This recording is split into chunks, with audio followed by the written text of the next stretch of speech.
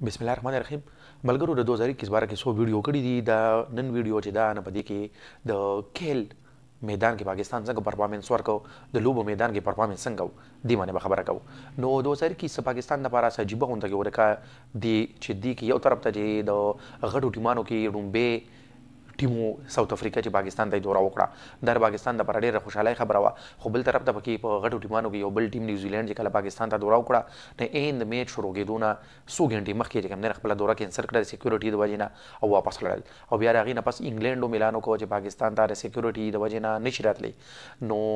یو طرف ته خبره ول طرف ته دومره بد خبر خدغه شان چې کوم دی لکه کوی پیمایي چې دا ماونټینیرنګ دا غرونو ته خطل چې دي نو په هغه پاغي کې یو خبره یو ډیر بد خبر دواړه دي نو بد خبر دا و چې د پاکستان د ټولو مشهور ماونټینیر چې وو علي صدپاره نه هغه د سړځای په موسم کې د کېټو سرکولو په دې مهم کې کوشش کې کوم وفات شو او بل طرف ته هم د دغه دنیا کوی پیمایي د میدان نه د ټولو نه خبر دا و چې شهروز کاشف د پاکستان د 1900 کالو یو وړو کې الک کېټو هم سر کو ماونټ ایورسټ هم سر کو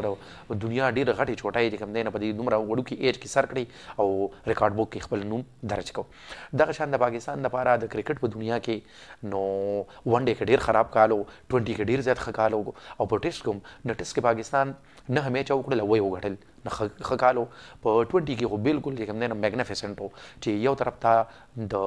T20 ورلد کپ کې د سیمی فائنل پورې پاکستان په داسې انداز سره لاړ چې هر میچ په داسې وګټل چې کوم به رويخ کو خوشاله وکړل د عمران خان په دې دور کې نه دا پریشانو کې انخته کوم امید کوم نه د ډیر خوشاله ورکړي او تر سیمی فائنل ور ورسېدل او پاغي کې د پاغه وخت کې کوم نه تاریخ بدل کو چې کله انډیا لای په ورلد کپ کې شکست ورکو چې دا ویلی چې پاکستان چاري انډیا له ورلد کپ کې شکست نه دی ورکړي نو شکست ورکو بلکې نه صرف شکست بلکې داسې شکست ورکو چې داسې شکست د انډیا چرته خړلې نه لري چې بل څه وکټوي ته ګیمو غاټو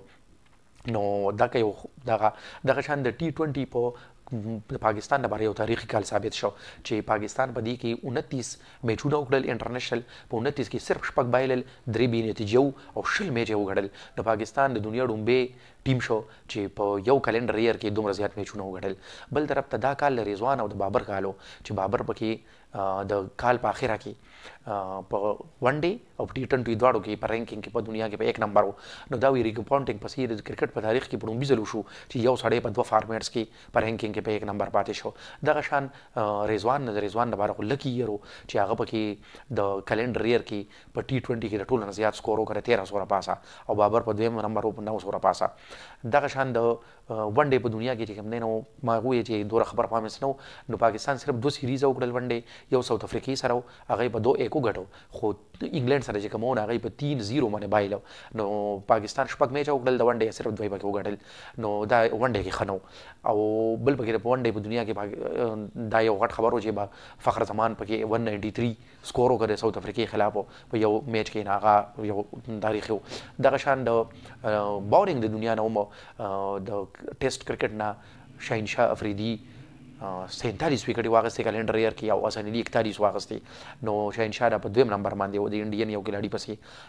د اولمپکس د دنیا نه ټوکي اولمپکس شو د ټوکي اولمپکس کې پاکستان د تیرو ډیر شو کالونه د میډل په دوړ کې ډیر رستو او بالکل ډیر مایوس کن کارکردګي په تیرو ډیر شو کالونه پاکستان اولمپکس کې کړی دا دی پری اگر چې پاکستان اولمپکس ګټلو کې کامیاب نشو خو طلحه طالب او رشید ندیم دوه کلاډیانو بخپل گیمز کې د میډل لګټلو اخیری فائنلیست چې کوم کلاډیانو هغه ته ورسېدل نو هغه پاکستان کوم له یو ډېر خوشحالي ورکړه او ارباب اختیار دی چې کوم نه یو الټیمیټم ورکړه چې کچره تاسو فوکس وکړئ نو پاکستان میډلز ګټلی شي او بل طرف ته د طلحه طالب بیا په بل یو انټرنیشنل ایونت کې ګولډ میډل وګټو دغه شان چې کوم دی په بیچ ریسلینګ کې انعام بټ ریسلر چې کوم دی هغه ګولډ میډل وګټو هکی چې پاکستان قومي کېل دی خو د پاکستان کارکردګي به ډیر زیات خراب را تیر بلا وخت نه نو دی بری په ایشین چیمپیونز ټرافي وشو او په ایشین چیمپیونز ټرافي کې پاکستان په څلورم نمبر باندې راغلو نو دا د کېل د دنیا نه کوم نه سو ګډوډ خبرونه بل ویډیو کې بل موضوع سره راځو ډیر مننه